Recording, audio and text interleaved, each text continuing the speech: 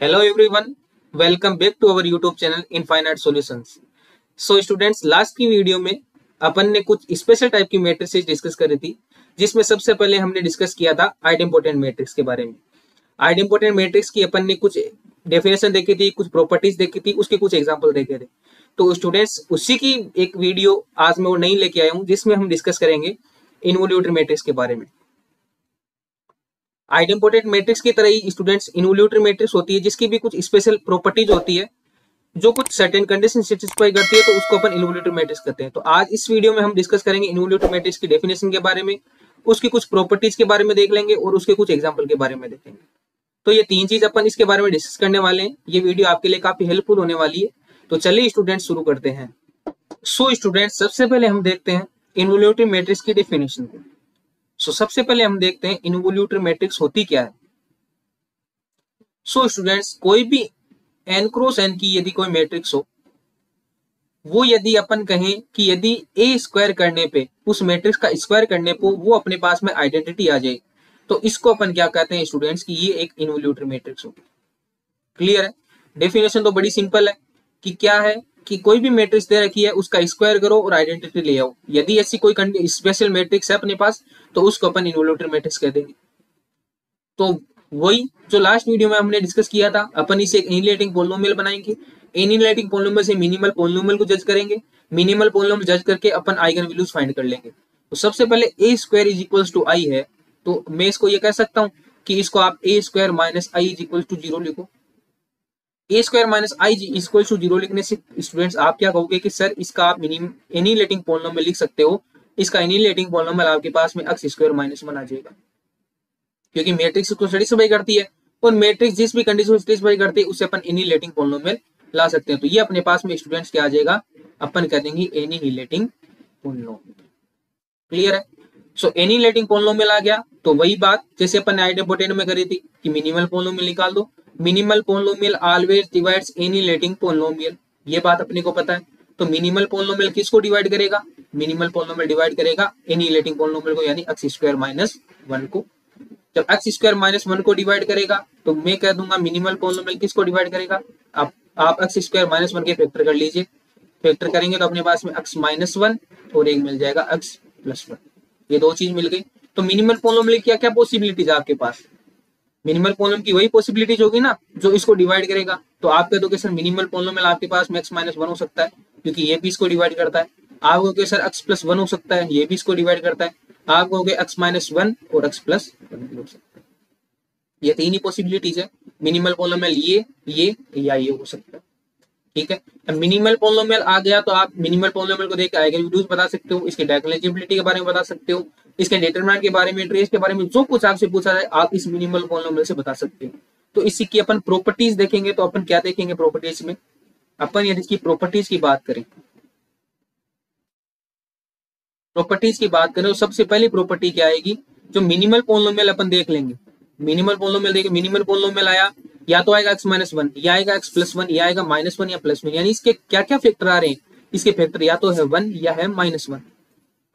तो टोटली अपने पास में ये इस पे डिपेंड कर गया कि जो इसकी आइगन वैल्यूज होगी वो या तो 1 होगी या माइनस 1 होगी, क्योंकि मिनिमल पोलिनोमियल तो आइगन वैल्यूज के सारे फैक्टर कंटेन करता है। तो यहां से मैं क्या कह दूंगा, मैं कह दूंगा कि जो आइगन वैल्यूज होगी ना आइडेम्पोटेंट मैट्रिक्स की, eigenvalues of involutory matrix, involutory matrix is या तो 1 और माइनस 1। ये मेरे को कहां से पता लगा? ये मेरे को पता लगा इस मिनिमल पोलिनोमियल को देख के। बात क्लियर है?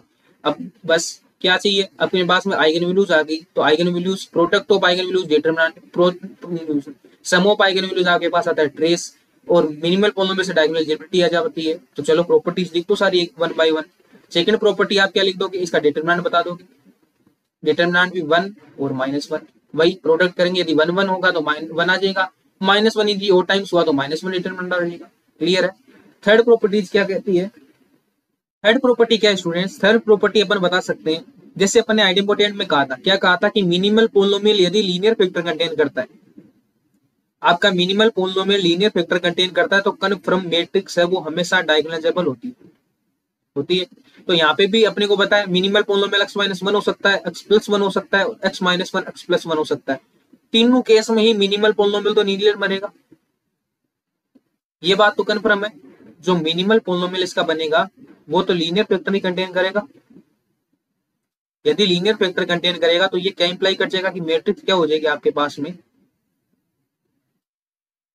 डायगोनलाइजेबल हो जाएगा।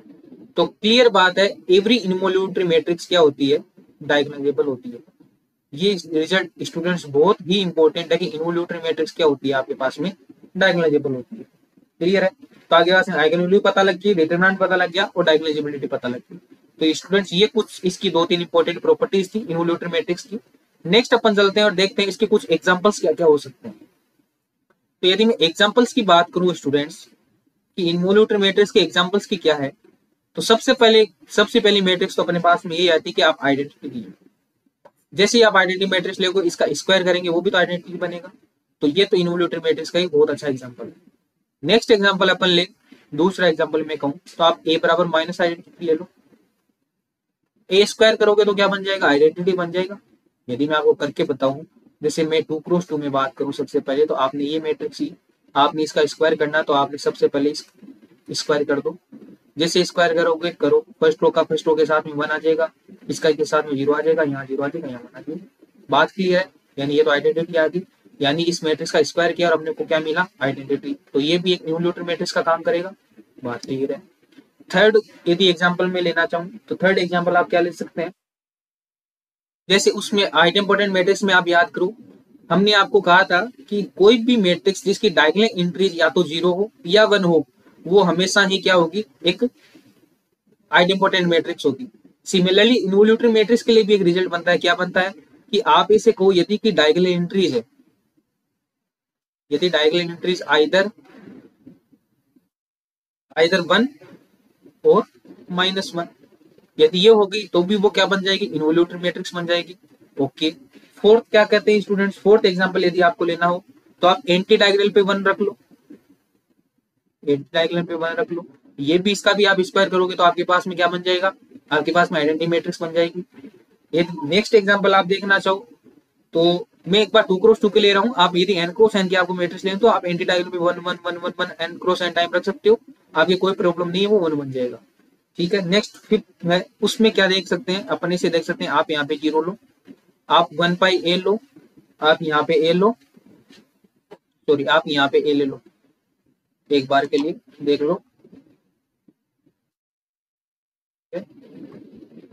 आप यहाँ पे a लो और यहाँ पे 1/a लो और यहाँ पे 0। ठीक है, तो इसका भी आप स्क्वायर करोगे आपके पास में क्या बन जाएगा, आइडेंटिटी मैट्रिक्स बन जाएगी। ये आप कुछ भी ले सकते हो, 2 लो, 3 लो, 4 लो, 5 लो, कोई भी लो, कोई दिक्कत नहीं है।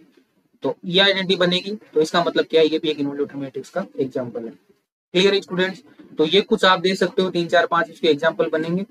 तो एक स्टूडेंट्स और इम्पोर्टेंट रिजल्ट इसका आता है अपने पास में, वो क्या है, वो अपन ऐसे देखते हैं कि इनवॉल्यूटरी मैट्रिक्स क्या होती है। इनवॉल्यूटरी मैट्रिक्स आपके डेफिनेशन से आपने यहाँ पे क्लियर कर रहा है कि इनवॉल्यूटरी मैट्रिक्स होती है कि ए स्क्वायर करने पे अपने पास में आइडेंटिटी बन जाए। क्लियर है, तो मैं ऐसे कहूँ कि मैं इसको ऐसे लिख दूं, ए डॉट ए करूं तो आइडेंटिटी बन जाए। ठीक है, आपके पास में एक ऐसा भी आपने कभी पढ़ा होगा कि जब अपन इनवर्स निकालते हैं तो एक प्रॉपर्टी होती है इनवर्स की कि ए इनवर्स बराबर identity is equals to A inverse.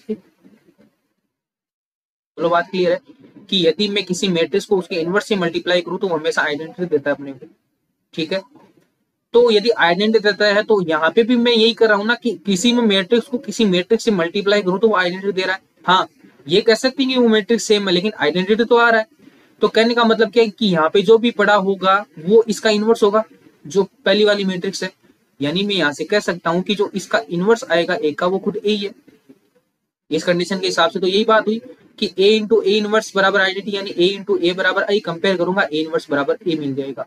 कहने का मतलब इनवॉल्यूटरी मैट्रिक्स को मैं ऐसे कह सकता हूँ कि ये सेल्फ इनवर्स होती है, ये खुद का ही इनवर्स होती है, तो a बराबर a इनवर्स है। तो ये भी एक इसकी स्टूडेंट इंपॉर्टेंट प्रॉपर्टी कभी कभी पूछी जाती है, और ये इसके कुछ एग्जाम्पल्स हो गए।